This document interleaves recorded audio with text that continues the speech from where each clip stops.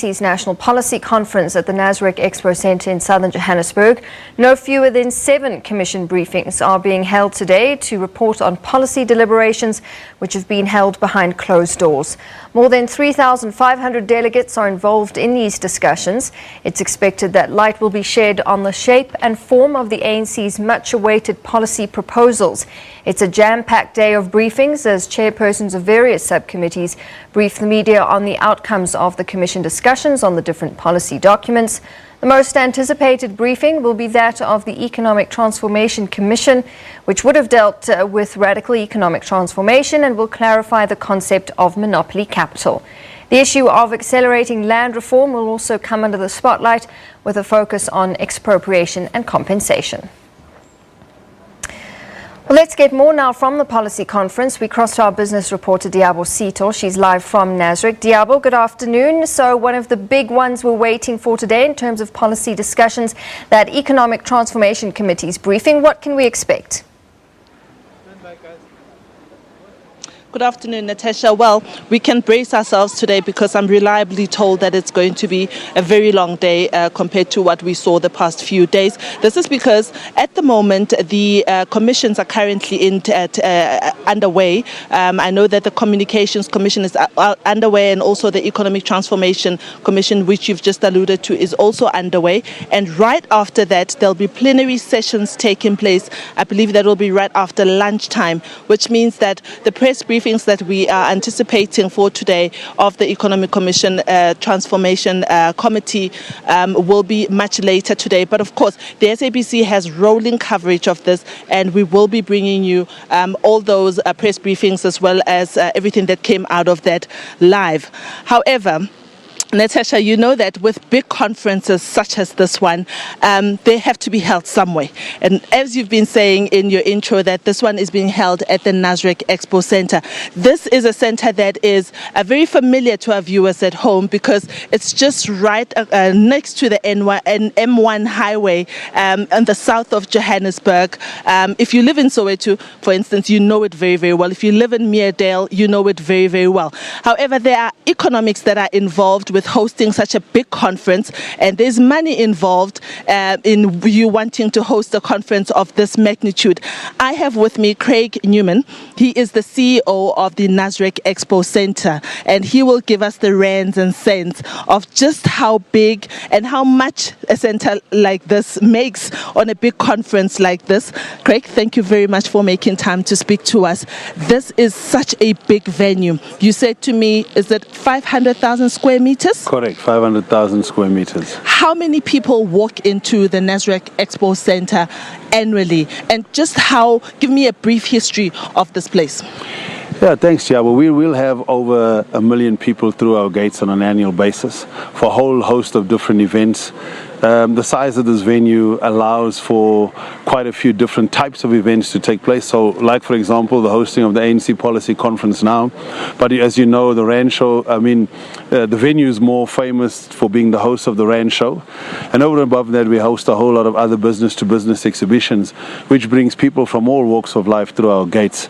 And as I said, we'll host over 1 million people through our gates on a year-on-year basis. I'm glad that you host this. You are hosting this particular conference, which is geared towards making sure that the economy grows. This is where at the Expo Centre, as big as this one, houses businesses who will sell their wares. But how much of black participation or black vendors do you house here who are also promoting their own business? At the moment for the conference, there's over 60 vendors operating on site. Within the site, over and above that, we have the PBF exhibition, which is taking place in a one hall. You see, when we were approached by the ANC to host this event, they were looking for a venue that could all under one footprint host all the elements that make their conference a success. And we were able to give them that and more at this venue. So they've got specific areas where they've got the PBF exhibition, they have the vendors throughout the grounds as you've seen, and then they have their big plenary rooms and all their breakaway rooms. You know, we're catering for 5,000 people a day here on the site. So there isn't a venue in this country that can do that, you know. We are feeding people lunch and dinner on a daily basis. That's 10,000 meals a day. There's not a venue in this country that can cope with that kind of infrastructure. That's all very well and impressive, but how much of what you do is actually expanding to the residents or the surrounding areas of Nasrec Expo Centre? Do you bring in people who live nearby? Do you contract them to come and help out with that? Because of course we are talking about expanding the economy and making sure that everyone participates from a very grassroots level up to the Nasrec Expo level. Yes, absolutely, and that was one of the requirements that we needed to fulfill, that we bring in and grow the local communities.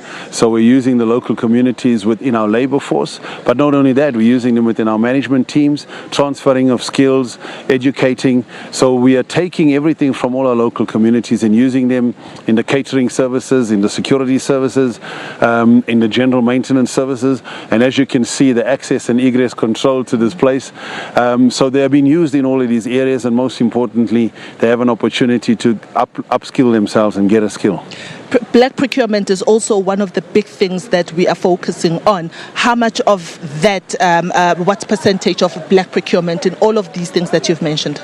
Well, particularly for this event, I mean, we're only basically using companies that have, their proper BE accreditation. And as far as what the venue's providing as a service is concerned, we've made sure that we comply with the ANC's requirements on that as a political party. Perhaps I can press you on this one.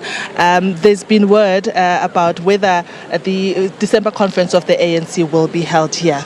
Can you give us a confirmation of that, if that will be happening here? Diabo, from your lips to God's ears. That's how I'm going to answer that. But, as the venue, what we've done is we've made sure that the ANC as a political party, their stay here was very comfortable. We made sure that we delivered on everything that we need to deliver on to make sure that their conference is a success. And we've done all of that.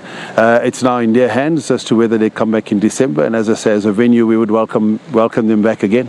Craig, let's talk about expansion plans of your company. Are you planning to refurbish this place, to expand it? Of course, we want to be competing with the best in Africa, with the best in the world. What are your plans, expansion plans with regards to this venue? Let me answer it this way. You asked earlier on for a bit of history. So we basically took the venue over from its previous owners in 2006. And since 2006, we've injected over 150 million rand back into the venue, upgrading, refurbishing. As part of the course, on a year-on-year basis, we spend over 5 million rand a year just on upgrading various elements of this facility. So it's a big facility. And, if you take the roof structure, we spent over the last year, we spent 7 million rand just refurbishing and fixing the roof structure. The toilets, if you go into any of our toilets, you see the condition that they're in. We've spent over 5 million fixing them up. So continuously on a year-on-year basis, the shareholders make it a point that we continuously put money back into this facility to keep it to standard, not just to African standard or to be the leaders in African standard, but to be the leaders in the world as far as what we can offer any of our users. Bearing in mind, we're a very versatile venue. Yeah. So we are used not only for conferences and exhibitions, we're used for events, we're used for church services, we're used for marathons, we're used for weddings, we're used for birthday parties. So the diversity and flexibility of this venue is unparalleled compared to anything else in this country. And we make sure that as owners and the shareholders, we continuously put money back in to keep it relevant and to keep it up to date with what's happening and what the rest of the world can offer. Craig, thank you very much for making time to speak to us. Now we know all the work that goes on behind a venue such as this one. Thank you so much for making time to speak to us. Thank you for having me on the news. Natasha, that was Craig Newman. He is the CEO of the Nasrec Expo Centre. He has been giving us the ins and outs of exactly how many people this place houses, and he says that on an annual basis they have over 1 million people walking into this venue. They don't only do conferences, of course, they also do weddings, church gatherings, and everything that he's mentioned. And it's back to you in the studio. Diabo, thanks so much. I'm sure we'll catch up with our business reporter Diabo Sito throughout the day. A very busy day on day 5 of the policy conference.